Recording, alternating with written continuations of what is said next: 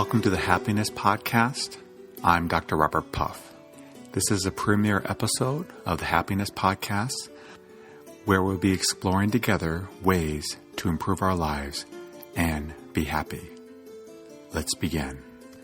We all seek for many things. Some of us seek for money. Some of us seek for fame. Some of us seek for love. Some of us seek for health. But I believe at its core, what we're ultimately seeking for is happiness. If I have enough money, I'll be happy.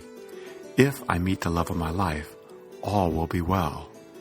If I get that promotion, if I purchase that home, if I get that car, the ifs go on and on and on. But we all know people who have money, who have fame, who even have the love of their life that aren't happy. In this podcast, instead of looking for that which may lead to happiness, we're going to look directly at what does cause us to be happy, so that as we listen to this podcast together, we can ultimately have a happy life. It is work, but it's worth the effort. Now you may be asking, why do I want to listen to you, Dr. Puff? And that's a very good question.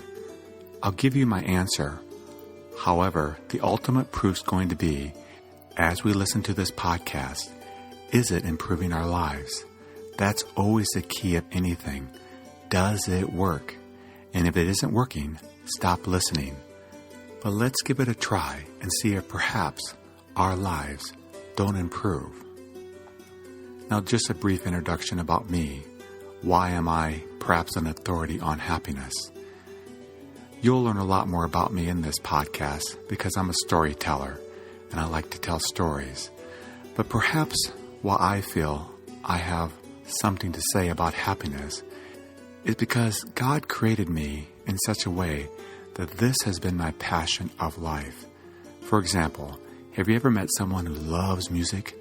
They eat, drink, and sleep music, and that's all they've ever wanted to do? Or someone else who loves mathematics? They just eat, sleep, and drink mathematics, and that's all they want to do? I have, from a very, very young age, pursued happiness. What makes us happy? How can we be happy? And it's been a long, arduous journey. And along the way, I've learned some things that really work well for being happy, staying happy, and maintaining happiness throughout your day, week, year, and life. Again, the proof will be in the pudding. But let's explore the world of happiness and see if we too can't be happy.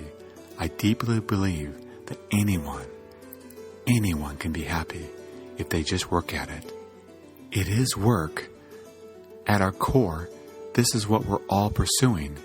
We may be pursuing it by diving into our favorite sports team, watching them every weekend, by going to the local clubs and looking for the love of our life, by diving into our work and hoping that we make enough money and all will be well. These things we'll explore and find what truly helps us to be happy, to stay happy, and to live a happy life. So I'd like to share a story that I heard once that I believe really explains what happiness at its core is all about. There once was a man named Jim who was regularly praying to God for this and that. He wanted more money. He wanted this illness to go away. He wanted the love of his life. He kept wanting one thing after another. And he was just regularly praying to God for this and that and that and this. Perhaps we can relate to that. Then one day, late at night while he was in his prayers, a voice out of nowhere started speaking to him. And he was very frightened. He said, "Who is it?" And it said, "I'm God." And of course you can imagine he was both afraid and excited. "Why are you here, God? What do you want?" And God said, "Jim, you've been praying to me for many, many years. You're constantly asking for things. And what I'm going to do is I'm going to give you one last thing, only one thing, but it can be anything that you want, but it'll be the last thing I ever give you for the rest of your life. So make it a good one." Jim was then very excited and nervous. He really had no idea what to ask for, so he began talking to his friends. One friend said, "Ask for money. If you have money, you'll be happy." And another friend said, "No, people with money still have lots of problems." Then another friend said, "Ask for a long life. If you live forever, you'll be happy." And again, another friend said, "Well, but then all your friends will die and they'll be very sad." We kept asking people what to ask for, and nothing worked. It all had holes in it, and he just didn't know what to ask for. So 6 months came and went, and finally, late at night again, God came to him.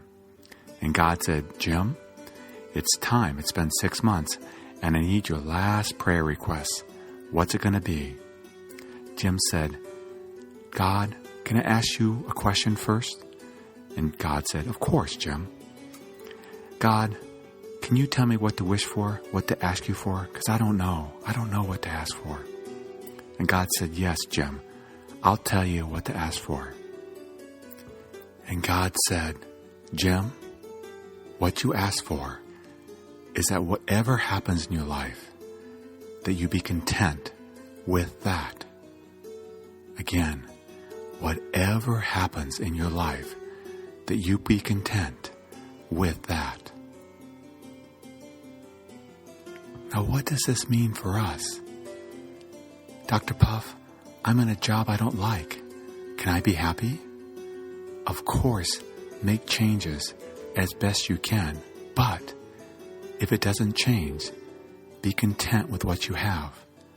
If you don't have enough money and you wish you had more and the bills are constantly there, again, be happy with what you have and enjoy your life now. There's a science rule that I will speak of many times in the future.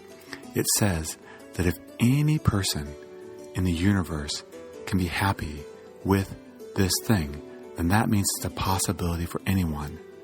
In other words, if someone out there has cancer and they're happy, that means any of us can be happy.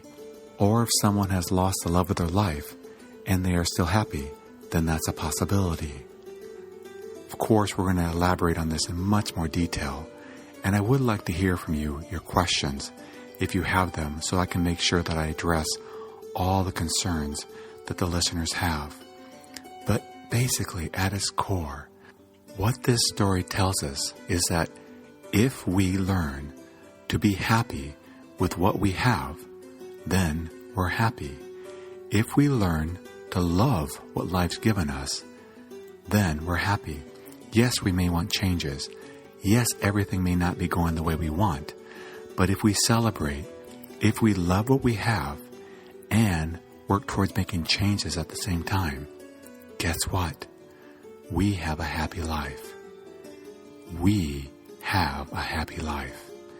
This introduction to this podcast may provoke more questions in us than answers, but if possible, come back again.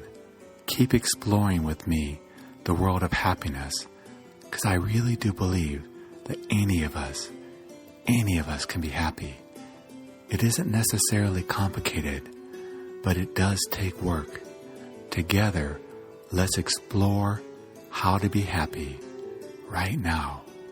Again, if you'd like to send me an email, my email address is drpuff@cox.net. That's drpuff@cox.net.